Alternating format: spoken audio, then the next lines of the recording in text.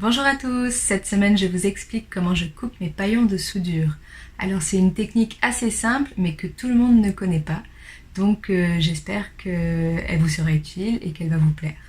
A tout de suite. Donc moi en fait j'utilise de la soudure en plaque. Donc là je dis soudure mais le vrai terme c'est brasure. Sauf que la plupart des gens vont utiliser le terme de soudure pour ça. Mais si vous voulez en savoir plus sur le brasage et le soudage, vous pouvez aller sur le blog où j'ai rédigé en fait un article assez complet qui explique les différences. Je vais vous mettre le lien juste en dessous de la vidéo si ça vous intéresse. Et donc pour revenir en fait à mes petits paillons, ce que je fais c'est que j'utilise des cisailles comme ça.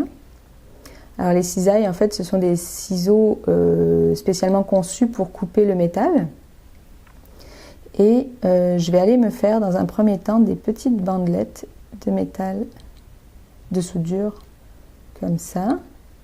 Alors j'en fais plusieurs côte à côte, à peu près de la même longueur. Et en fait, leur largeur, ça va dépendre surtout de ce que je veux souder. Si j'ai des gros morceaux à souder, je vais aller faire des des bandes assez larges. Et si c'est des plus petits soudures que j'ai à faire, je vais en faire des toutes fines. Là, pour vous montrer, c'est plus simple de les faire assez larges pour être sûr que vous voyez bien comment je fais. Donc voilà. Je suis désolée, il y a plein de voitures qui passent devant l'atelier aujourd'hui. Alors vous allez sûrement les entendre dans la vidéo, mais je pense pas que ça dérange pour comprendre.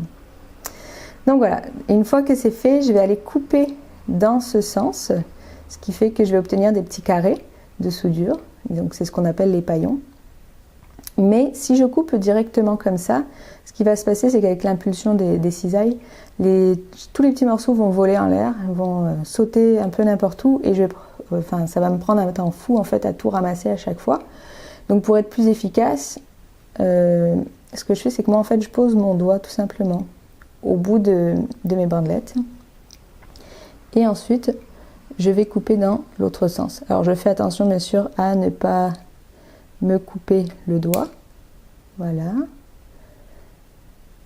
mais généralement ça marche même pour les tout petits paillons qu'on a à faire. Hop, voilà. Et du coup là j'ai tout dans les doigts et j'ai plus qu'à lâcher ça sur ma plaque.